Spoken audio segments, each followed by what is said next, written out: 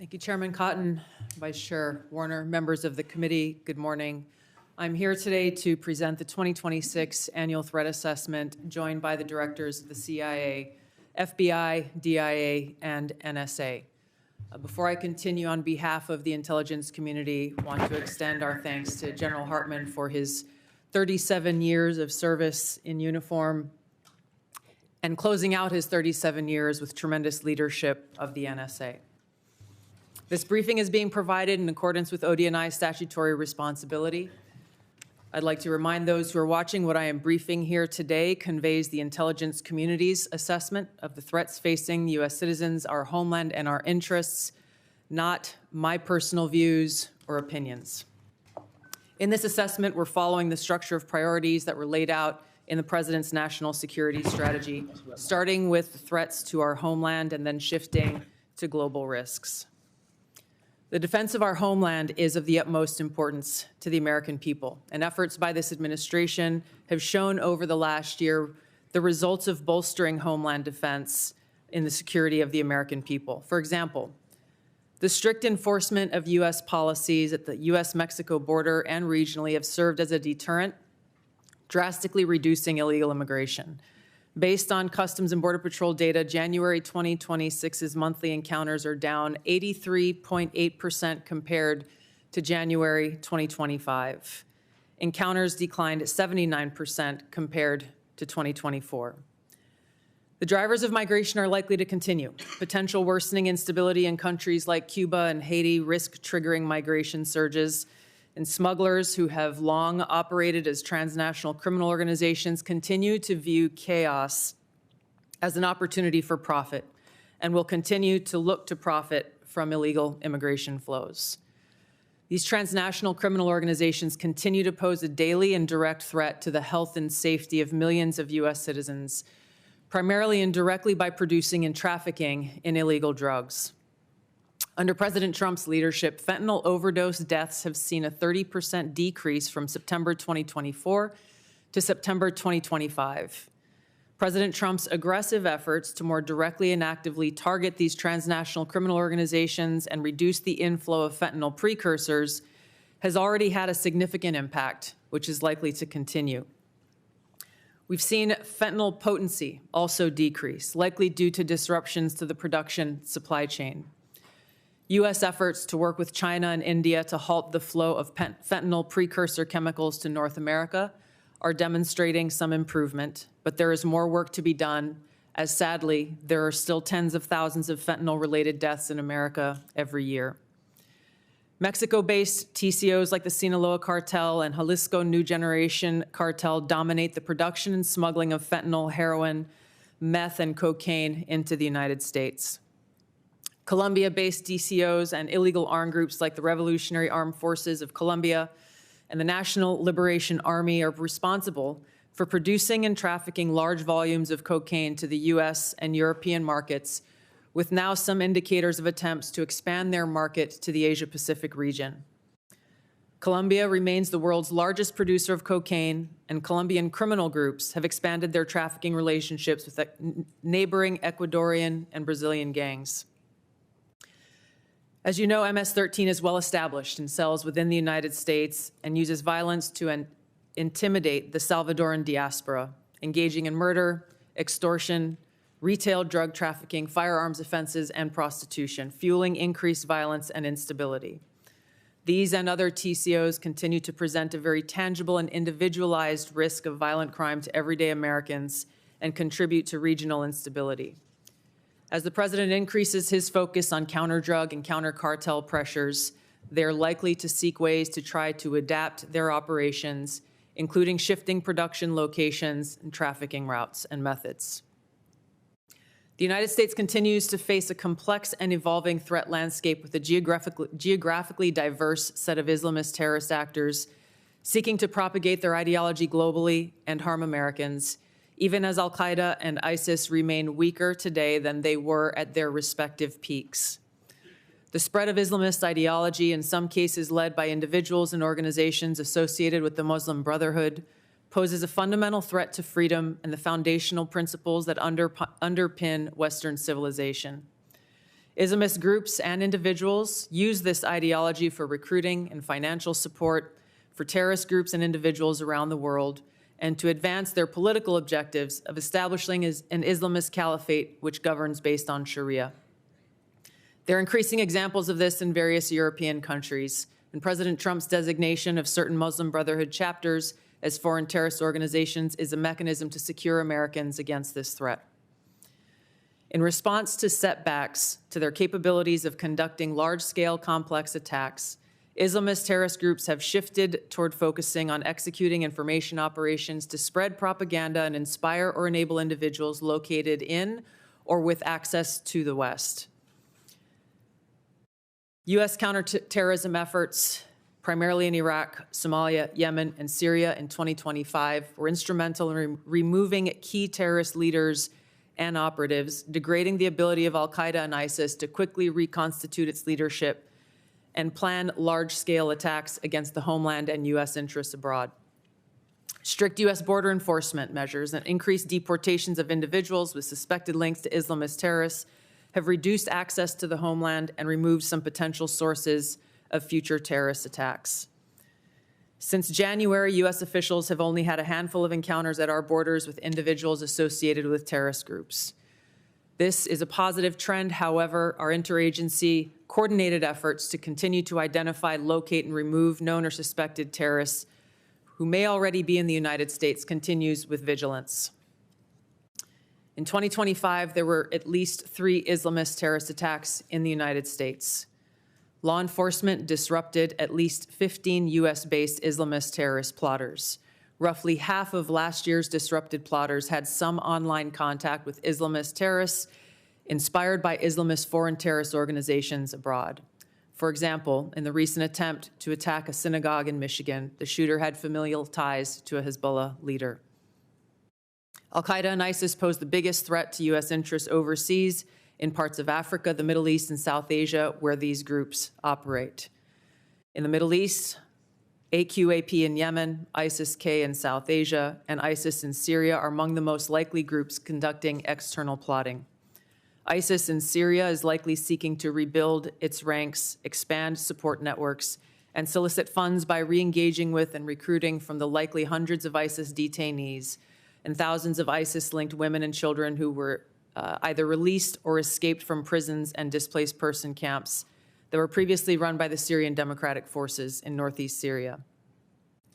Meanwhile, state actors present a risk broader in scope by seeking new capabilities in kinetic and cyber warfare. The United States' secure nuclear deterrent continues to ensure safety in the homeland against strategic threats. However, the intelligence community assesses that Russia, China, North Korea, Iran, and Pakistan have been researching and developing an array of novel, advanced, or traditional missile delivery systems with nuclear and conventional payloads that put our homeland within range.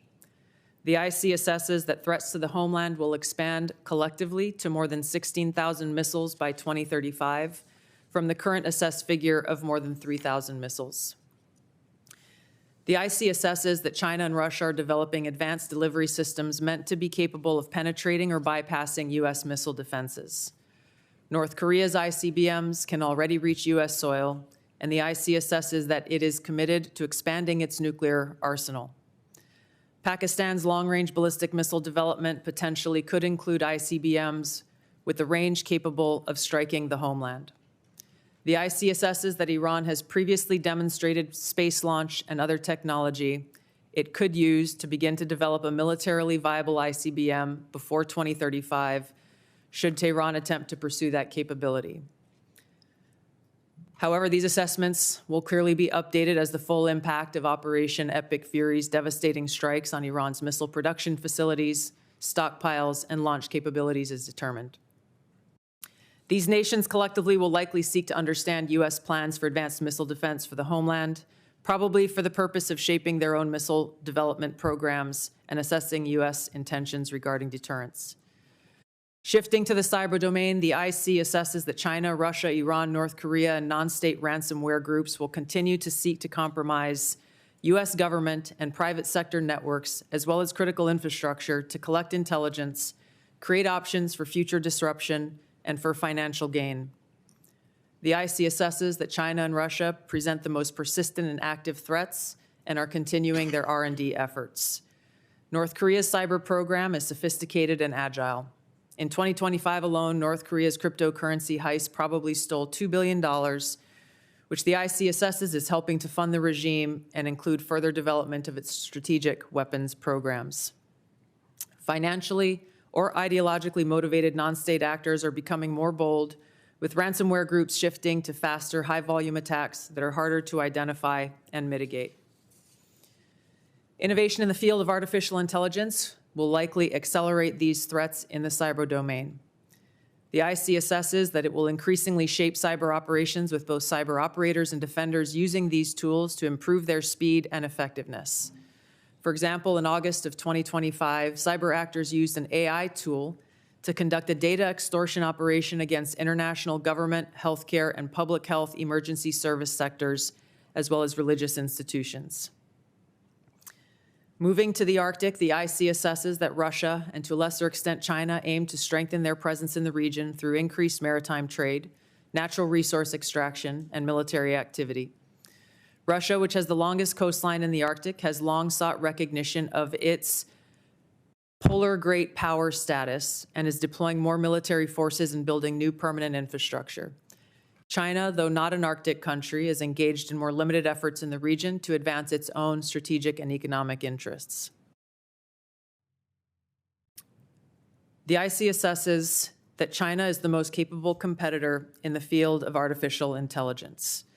The IC assesses that AI capabilities are rapidly advancing and changing the threat landscape, as this is a defining technology that enables computers and machines to simulate human learning comprehension, problem solving, creativity, and autonomy. It will be critical to ensure that humans remain in control of how AI is used and of the machines that may threaten to autonomously violate the interests of the American people across all domains. AI adoption at scale across the spectrum of usage poses serious risks. AI has the potential to aid in weapons and systems design and has been used in recent conflicts to influence targeting and streamline decision-making, underscoring the risk and likely threats that could manifest on the battlefield. Early developers in quantum computers will give countries an extraordinary technological advantage over others to quickly process national security information and break current encryption methodology used to protect sensitive finance, healthcare, and government information. The global security landscape is volatile and complex, with armed conflict growing more common and posing potential threats against U.S. interests. Strategic competition and regional and smaller powers are becoming more willing to use force to pursue their interests, heightening the risk of conflict. The IC assesses the space domain is becoming increasingly contested, with China and Russia developing counter-space capabilities to challenge U.S. space efforts. The threat of nuclear proliferation and advancing chemical and biological warfare capabilities continues to grow. I'll turn now to our neighborhood in the Western Hemisphere, where flagging economies, high crime rates, pervasive organized crime, migration flows, corruption, narcotics trafficking, all of these present a spectrum of risks to U.S. interests, and where strategic competitors seek to gain greater influence in the region. The IC assesses that Latin America and the Caribbean almost certainly will see hotspots of volatility in the coming year. Since Maduro's arrest, the IC assesses a shift in Venezuela's leadership towards cooperating with the U.S. to open its economy, to develop the country's oil and gas extraction capability, and we've seen their movement in releasing political prisoners. The U.S.-Mexico-Canada Agreement review in 2026 will likely increase uncertainty in many Latin American countries, especially those that rely on Mexico as an export destination for intermediate goods for manufacture and onward export to the U.S. China, Russia, and Iran are likely seeking to sustain economic, political, and military engagement with Latin America. The IC assesses that China's demand for raw materials is likely to continue to drive its economic outreach, while Russia likely wants to expand its current security and diplomatic ties with Cuba and Nicaragua. The IC assesses that China aims to elevate its own political, economic, military, and technological power to increase its own regional positioning and global influence to fend off threats to their interests.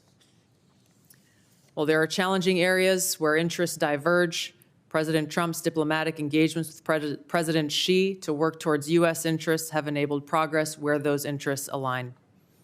The IC assesses that China continues to rapidly modernize its military forces across all domains in pursuit of its goal to achieve world-class status by mid-century. This includes building a force with the aim of being capable of deterring U.S. and allied forces in the region, and to achieve their stated objective of developing the ability to seize Taiwan by force if necessary. However, the IC assesses that China likely prefers to set the conditions for an eventual peaceful reunification with Taiwan short of conflict. The IC assesses that an increasingly confident North Korean regime remains a source of concern regionally and globally. Its weapons of mass destruction, its conventional military capabilities, illicit cyber activities, and demonstrated willingness to use asymmetric capabilities poses a threat to U.S. and its allies, particularly South Korea and Japan. North Korea's partnership with Russia is growing, and in 2025, Kim took steps to improve ties with China, still North Korea's most important trading partner and economic benefactor.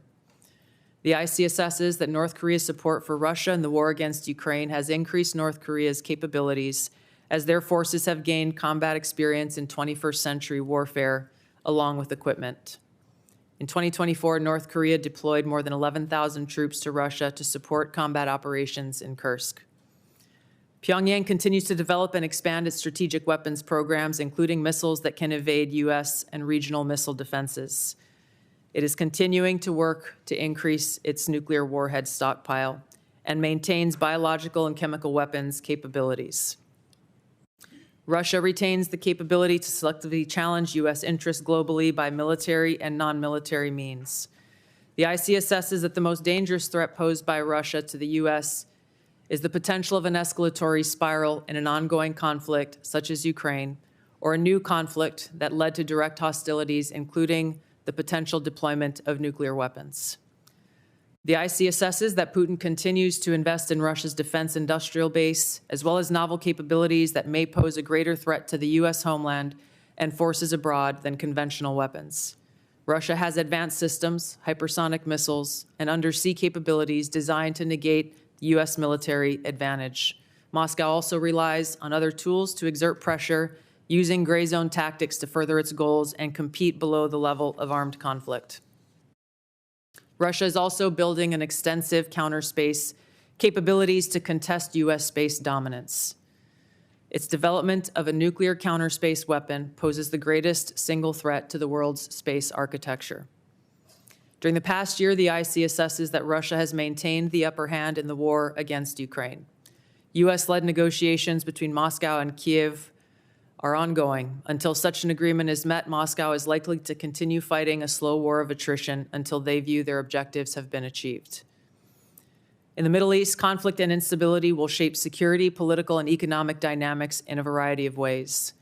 The IC assesses that Operation Epic Fury is advancing fundamental change in the region that began with Hamas's attack on Israel on October 7, 2023, and continued with the 12-day war last year, resulting in weakening Iran and its proxies.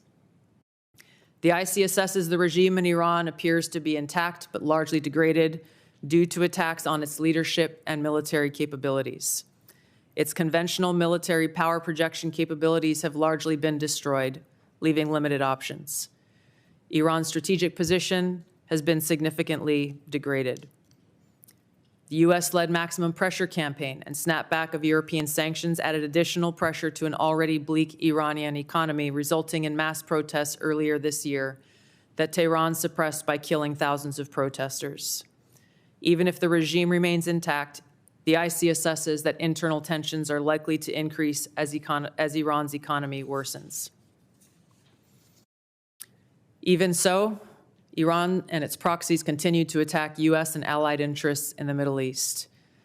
The IC assesses that if a hostile regime survives, it will likely seek to begin a years-long effort to rebuild its military, missiles, and UAV forces. Prior to Operation Epic Fury, the IC assesses Iran was trying to recover from the severe damage to its nuclear infrastructure sustained during the 12-day war, and continued to refuse to comply with its nuclear obligations with the IAEA, refusing them access to key facilities. The IC assesses that China, Russia, and North Korea see the United States as a strategic competitor and potential adversary. Iran has long viewed the U.S. as an adversary and is engaged in active conflict with the U.S. as of today. These four countries, the IC assesses, are likely to continue their selective cooperation with each other, which could bolster their individual capabilities and threats to U.S. interests more broadly. However, currently these relationships are primarily bilateral on selective issues and depend on broader circumstances, divergent sovereign interests, and in some cases, concerns over directly confronting the United States. These factors, the IC assesses, are likely to constrain their relationships. Finally, conflicts on the continent of Africa are likely to persist through 2026 due to poor governance, economic demands, and external support. Tensions continue between Ethiopia and Eritrea, which could rapidly accelerate to conflict. Contentious national elections in Somalia could distract the federal government away from counterterrorism actions against al-Shabaab, which continues to conduct terror attacks while providing funding and propaganda support to other elements of al-Qaeda in Yemen. The civil war in Sudan continues, even as external negotiations occur. ISIS in West Africa and the Sahel have increased the intensity of their attacks against local security forces, expanding their areas of operation and moving closer to cities with a U.S. presence. The IC assesses that African governments will likely use their wealth in critical minerals to seek partnerships that deliver them meaningful benefit. Concurrent conflicts and crises across the continent will continue to put U.S. citizens at risk and cause further instability. In closing, as leaders of the intelligence community, we remain committed to providing the President and policymakers with timely, unbiased, relevant intelligence to inform decision-making and to ensure the safety, security, and freedom of the American people. Thank you.